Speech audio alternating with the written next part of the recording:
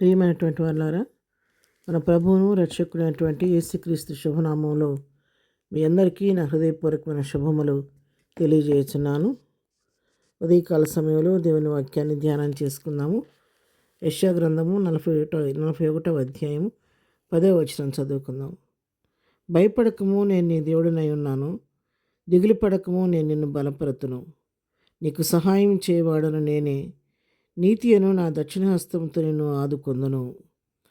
పిల్లరా, ఇక్కడ దేవుని వాక్యం సెలవిస్తూ ఉంది. భయపడొద్దు, నేను నీ దేవుడినై ఉన్నాను.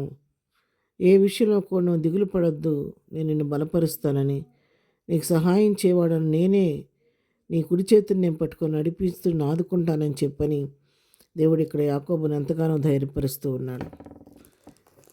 తన నమ్మిన బిడ్డల్ని ఎప్పుడు కూడా దేవుడు విడిచిపెట్టే దేవుడు కాదండి.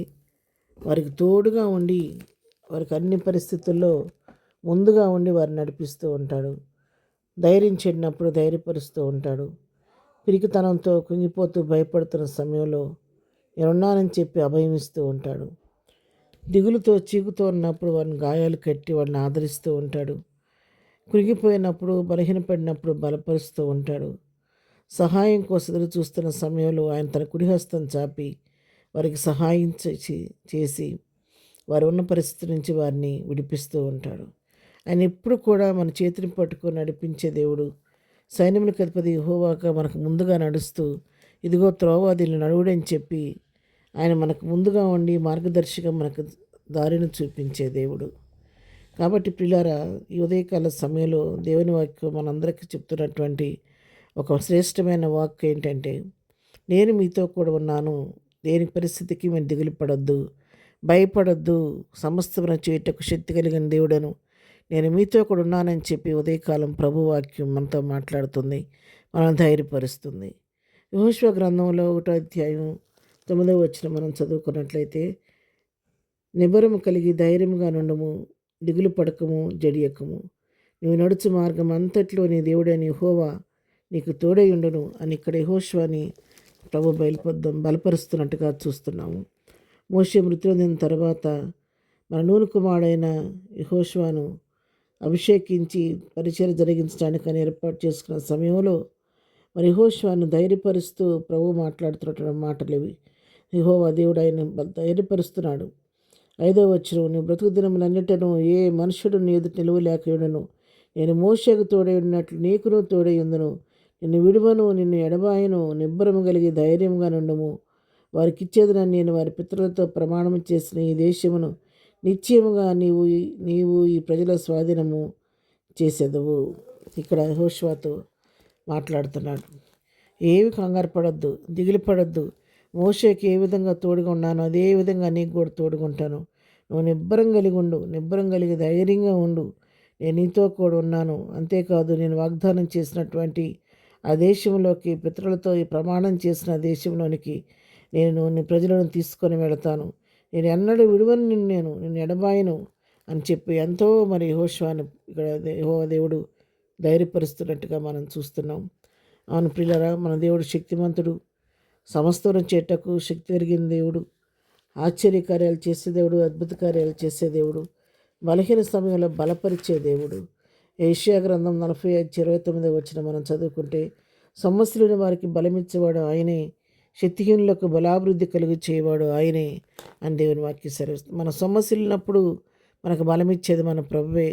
శక్తిహీనంగా ఉన్నప్పుడు బలాభివృద్ధి కలుగు చేసేది కూడా మన దేవుడే. ఎందుకంటే ఆయన బలవంతుడు, బలం ఆయింది. కీర్తన గ్రంథం 42వ కీర్తన 11వ వచనం రాయబడింది, బలము తనదని ఒక మారు దేవుడు సెలవిచ్చెను, 2 మార్లు ఆ మాట నాకు వినబడనని చెప్పని కీర్తనకారుడు చెప్పిన రీతిగా ఆయన బలవంతుడైన దేవుడు, శక్తివంతుడైన దేవుడు, ఆశ్చర్యకరుడు, ఆలోచనకర్త, నిత్యుడగు తండ్రి. కాబట్టి ఎన్నడూ మన చేయి విడవకుండా మనతో నడిపించాం. ప్రియులారా, ఈ ఉదయకాల సమయంలో వాక్యం వినటువంటి మీరు ఏ స్థితిలో ఉండి వింటున్నారో నాకు తెలియదు, కానీ ఉదయకాలం వాక్యం మీతోనే సూటిగా మాట్లాడుతుంది. కృంగిని స్థితిలో ఉన్నారా? దిగులుతో చీకుతో ఉన్నారా? దయతో దిగులు పడద్దు, ధైర్యంగా ఉండండి. నిబ్బరం కలిగి ధైర్యంగా ఉండండి. ప్రభుని బట్టి ధైర్యం తెచ్చుకొని మీ పరిస్థితిని ప్రభుకు అప్పగించండి. తప్పకుండా ఎటువంటి పరిస్థితి అయినా దేవుడు మీకు మేలు చేసి నడిపించే దేవుడు. బలహీనపడిపోయి ఉన్నారా? ప్రభు సహాయం తీసుకోండి. ఆయన బలపరిచే దేవుడు. సహాయం లేక, ఆదరణ లేక కొట్టబడుతున్నారా? ప్రభు దగ్గరికి రండి. ఆయన తప్పకుండా మీకు సహాయం చేస్తాడు. నీ కన్నీటిని తుడిచే దేవుడు నీ పక్షంగా ఉన్నాడు కాబట్టి ఉదయకాల సమయం మనందరం కూడా కృపాసనం యొద్దకు ధైర్యంతో వెళ్ళి, ప్రభువా నన్ను ధైర్యపరచు, నన్ను బలపరచమని నిబ్బరం కలిగి, ధైర్యం కలిగి, విశ్వాసంతో ప్రభు పాదాలు పట్టుకొని ప్రార్థించి ప్రభు దగ్గర నుంచి శక్తిని పొందుకొని ముందుకు సాగిపోదాం. అలాంటి కృపా ధన్యత ప్రభు మనకందరికీ దయచేయనుగాక. ఆమేన్. ప్రార్థన చేసుకుందామని. సకలాశీర్వాదములకు కారణభూతులైన మా ప్రియ ప్రభువా, మీ ఘనపాదములకు వెళ్ళిన వందనములు, స్తోత్రాలు చెల్లిస్తున్నాం. ఉదయకాల సమయంలో వాక్యం వింటున్న మా ప్రియులందరినీ పేరు పేరుని దీవించి ఆశీర్వదించండి. వారి కన్నీటిని తొడవండి. ఎవరైతే దిగులతో, చిగుతో, చెందుతున్నటువంటి వారిని కనికరించి వారి కొన్ని విచారాన్ని కొట్టివేయండి ఆయన. దిగుల నుంచి విడిపించిన ఆయన. వారి హృదయాలకు సంతోషం కలుగు చేయండి. అన్ని స్తోత్రాలు. బలహీనంగా ఉన్న వారందరినీ ముట్టండి, స్వస్థపరచండి. వారి అవసరాలు తీర్చండి. సమస్యలను వారిని విడిపించిన ఆయన. నెమ్మదిన వారికి నెమ్మది దయచేయండి. ఈ దినం మా ప్రియులైన వారు వెళుతున్న మార్గాలన్నింటిలో నీ కాపుదల దయచేయండి ఆయన. వారు చేయ పనులన్నింటిలో నీ కాపుదల మెండుగా దయచేసి ప్రతి వారిని దీవులతో నింపి నడిపించమని, ఈ ఉదయకాల దీవులతో మా బిడ్డలందరినీ దింపి నీ కృపకు పాత్రలుగా చేసి మీ నా మహిమ తెచ్చుకోమని యేసు పరిశుద్ధ నామంలో ప్రార్థించడిగి పొందుకొని ఉన్నాము తండ్రి. ఆమెన్. ప్రభు కృప సదాకాలం మనకు అందరికీ తోడై ఉండి నడిపించును గాక. ఆమెన్.